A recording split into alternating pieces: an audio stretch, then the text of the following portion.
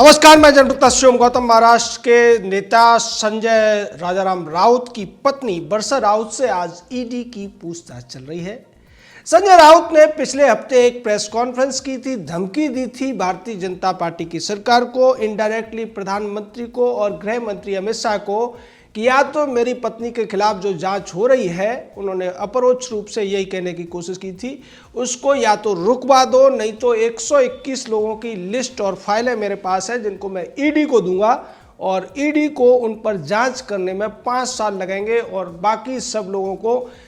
Jail जाना पड़ेगा या फिर देश छोड़कर भागना पड़ेगा। इस तरीके की बातें कर रहे थे संजय राउत। बाद में संजय राउत ने यह भी कहा कि ईडी के जो कार्यालय चल रहा है वो भारतीय जनता पार्टी का प्रदेश कार्यालय है। उससे पहले वो ये कह रहे थे कि ईडी का कोई नोटिस उनकी पत्नी को नहीं मिला है, लेकिन आज उनके सारे दावों की हवा निकल गई, सारी हेकड़ी निकल गई संजय राउत की, क्योंकि संजय राउत ने 5 तारीख का जो समय दिया था ईडी ने बरसा राउत को पेश होने के लिए, उससे पहले ही अपनी पत्नी को पेश कर दिया ईडी के सामने। ईडी ने करीब 55 से 60 सवालों की एक लिस्ट बना रखी है जिसका जवाब बरसा राउत को देना है। बरसा राउत संजय राउत की तरह से घाघ नहीं है, इतनी ज़्यादा चतुर राजनीतिज्ञ भी नहीं है, इसलिए संजय राउत को ये डर है कहीं बरसा ने सच उगल दिया तो संजय राउत की पूरी राजनीति खतरे में आ जाएगी। दूसरी तरफ संजय राउत ने इस पूरे मामले में दबाव बनाने के लिए ईडी दफ्तर के बाहर शिव सैनिकों की एक बड़ी भीड़ इकट्ठा कर दी और इस भीड़ का मकसद यही है कि किसी तरीके से ईडी दबाव में रहे और संजय राउत की पत्नी से बहुत ज़्यादा सवाल न करे। लेकिन ईडी पहले ही क्लियर कर चुकी है कि पीएमसी घोटाला जिसको लेकर 4333 करोड़ रुपए की एक FIR economic offence wing of Maharashtra police ने दर्ज की थी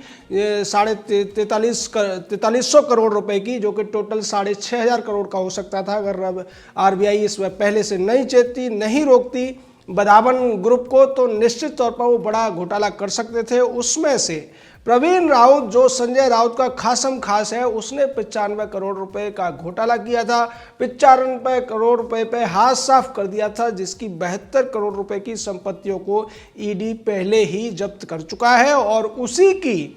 पत्नी के खाते में 1,66,00,000 रुपए जो डाले थे प्रवीण राउत ने, अपनी पत्नी माधुरी राउत ने, जब उसको ईडी ने जांचना शुरू किया तो वहीं से संजय राउत की पत्नी का नाम सामने आया, जिसको 10 साल पहले 50 लाख रुपए, फिर 5 लाख रुपए और एक दूसरी कंपनी अवनी कंस्ट्रक्शन के माध्यम से 12 लाख रुपए दिए गए थे। उसमें संजय राउत की पत्नी की जो भागीदारी थी वो 5625 रुपए की थी।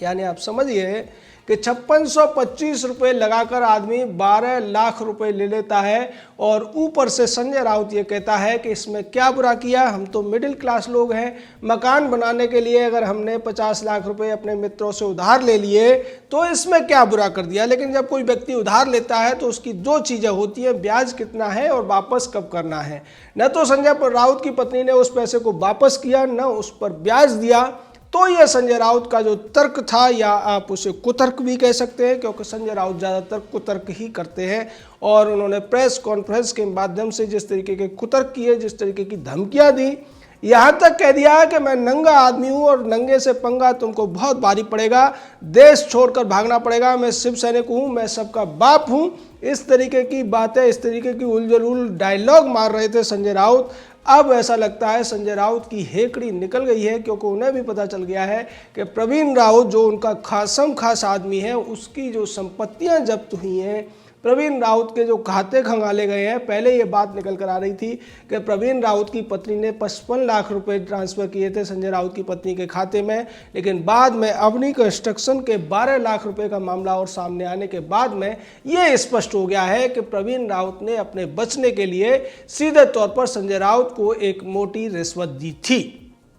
मामला था 95 करोड़ रुपए का। ज़्यादातर नेताओं को यह पता नहीं रहता कि असली घोटाला कितने का है, इसलिए वो एक निश्चित तोहफा मांगते हैं और उसी के तहत लगता है कि संजय राउत की पत्नी को ये तोहफा दिया गया था, जिसको वो कह रहे हैं कि मित्र ने मित्र की मदद की है। तो अब ये मित्रता वाले मामले में संजय राउत क्या कहेंगे कि उनके मित्र प्रवीण राउत को जिस तरीके से ईडी ने पकड़ रखा है, उसकी संपत्तियाँ जब्त की हैं, उनका फर्ज बनता है कि मित्र की मदद करें। चूंकि रामचरितमानस में भी तुलसीदास जी लिख गए हैं कि जे न मित्र दुख होए दुखारी तिनय विलोकत पातक भारी। तो संजय राउत अगर अपना मित्र बताते हैं प्रवीण राउत को, या फिर अपनी पत्नी वर्षा राउत का मित्र माधुरी राउत को बताते हैं जो प्रवीण राउत की पत्नी है, तो फिर उन्हें आगे आकर इस मामले में प्रवीण राउत और माधुरी राउत की मदद करनी चाहिए, जो पीएमसी घोटाले में बुरी तरीके से फंस गए हैं। उनकी संपत्तियां जब्त हो गई हैं और उन्हीं खातों में से, उसी डिटेल्स में से अब ईडी का जो शिकंजा है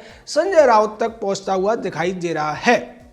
इसी कड़ी में ईडी ने एकनाथ खड़से को भी नोटिस जारी किया हुआ है, जो कि पहले भारतीय जनता पार्टी के नेता थे, बाद में उन्होंने एनसीपी ज्वाइन कर ली। इसी वजह से एनसीपी के तमाम नेता संजय राउत के पक्ष में खड़े होते हुए दिख रहे हैं। शरद पवार को भी ये कहना पड़ा कि जो ईडी है, सीबीआई है या दूसरी केंद्रीय एजेंसियां हैं, उनका दुरुपयोग किया जा रहा है राजनीतिक विरोधियों को दबाने के लिए और महाराष्ट्र सरकार को गिराने के लिए। यही आरोप लगाए थे संजय राउत ने। संजय राउत ने भी ये कहा था कि पहले ईडी और सीबीआई की जब जांच हुआ करती थी तो सबको विश्वास होता था कि बड़ा सीरियस मामला होगा, लेकिन अब जिस तरीके से ईडी और सीबीआई को किसी के भी पीछे लगा दिया जाता है, खासकर महाराष्ट्र के विधायकों के पीछे, उन सांसदों को या उनके परिवार के पीछे, उससे ऐसा लगता है ईडी और सीबीआई का जो महत्व है पहले से बहुत ज़्यादा कम हो गया है। ये सारी बातें संजय राउत को पहले याद नहीं आई थी, इतना ज्ञान उनका पता नहीं पहले कहाँ छुपा हुआ था। पहले वो इस तरीके की बातें नहीं कर रहे थे, लेकिन जैसे ही उनकी पत्नी के खिलाफ ईडी ने नोटिस जारी किया, सम्मन जारी किया, पहले वो टालते रहे, ये कहते रहे कि ऐसा कोई नोटिस जारी नहीं हुआ है और मेरी पत्नी को ऐसे नहीं बुलाया गया है, भारतीय जनता पार्टी वाले बदनाम कर रहे हैं। लेकिन बाद में जब पता चला कि इस सब के पीछे किरीट सोमैया हैं, जो पूर्व राज्यसभा सांसद रह चुके हैं, उसको लेकर फिर संजय राउत से जब सवाल पूछा गया तो संजय राउत जो सबसे ज़्यादा परेशान है किरीट सोमैया से, महाराष्ट्र की पूरी सरकार परेशान है किरीट सोमैया से, उन्होंने जो जवाब दिया उस पर लोगों को हंसी आ रही थी और ऐसा लग रहा था कि शायद किरीट सोमैया जो कहते हैं या आशीष शेलार जो कहते हैं कि संजय राउत को अब एक मनोचिकित्सक को दिखाने की जरूरत है, क्योंकि उनका जो मानसिक जो स्वास्थ्य है वो ठीक नहीं चल रहा है। संजय राउत ने कहा कि कौन किरीट सोमैया, मैं तो जानता ही नहीं हूं। यानी जिस किरीट सोमैया के खिलाफ संजय राउत इतने बयान दे रहे थे, इतनी सारी बातें कर रहे थे, उन्हीं किरीट सोमैया को वो भूल गए जिन्होंने आरटीआई लगा कर महाराष्ट्र सरकार को परेशान कर रखा है। महाराष्ट्र सरकार के तमाम जो घोटाले हैं उनको बार बार बाहर लेकर आ रहे हैं, चाहे प्रताप सरनाइक का मामला हो या संजय राउत की पत्नी वर्षा का मामला हो या फिर उद्धव ठाकरे की खुद की पत्नी रश्मि ठाकरे द्वारा जो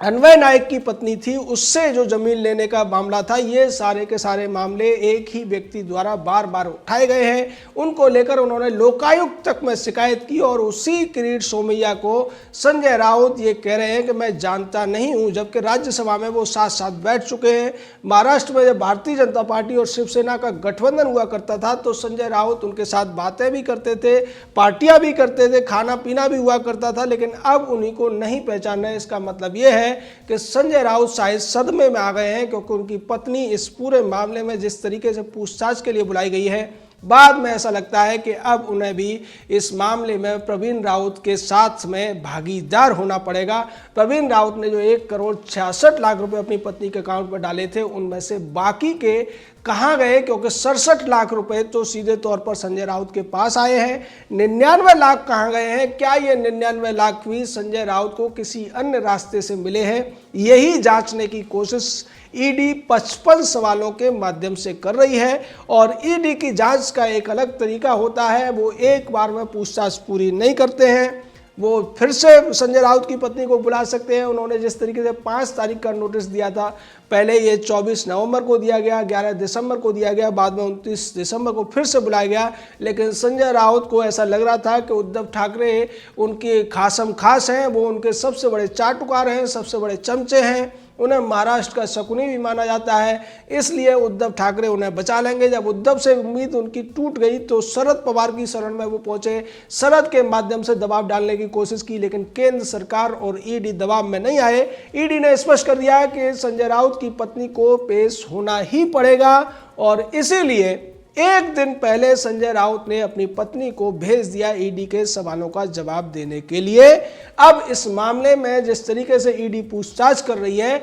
एकनाथ खड़से को भी नोटिस जारी हुआ है। उसके बाद ऐसा लगता है कि पीएमसी घोटाले में जितने भी दोषी हैं, उन दोषियों को बचाने वाले जितने भी नेता हैं, उन नेताओं के पैसे को छुपाने वाले जितने भी अन्य उनके रिश्तेदार या सगे संबंधी हैं, उन सभी को इस जांच के दायरे से बच पाना मुश्किल होता हुआ दिख रहा है। संजय राउत जैसे बड़े नेता की पत्नी का नाम आने के बाद में तमाम एनसीपी, कांग्रेस और शिवसेना के दूसरे नेताओं में खलबली मची हुई है। उनको ये डर सता रहा है कि अब उनका भी नंबर आने वाला है। अगर उन्होंने किसी घोटालेबाज से कोई पैसा लिया है, कोई फेवर लिया है, किसी भी तरीके की मदद की है, तो फिर वो बच नहीं पाएंगे। यही वजह है कि कांग्रेस हो, एनसीपी हो या फिर शिवसेना हो, ये तीनों के तीनों एक ही सुर में अब केंद्र सरकार की एजेंसियों का विरोध करते हुए नजर आ रहे हैं। ये भूल गए हैं कि पसोठाबाद के द्वारा इन्होंने लोगों को कितना परेशान किया है, लेकिन पसोठाबाद भी इस पूरे मामले में इनको बचा नहीं पा रहा है।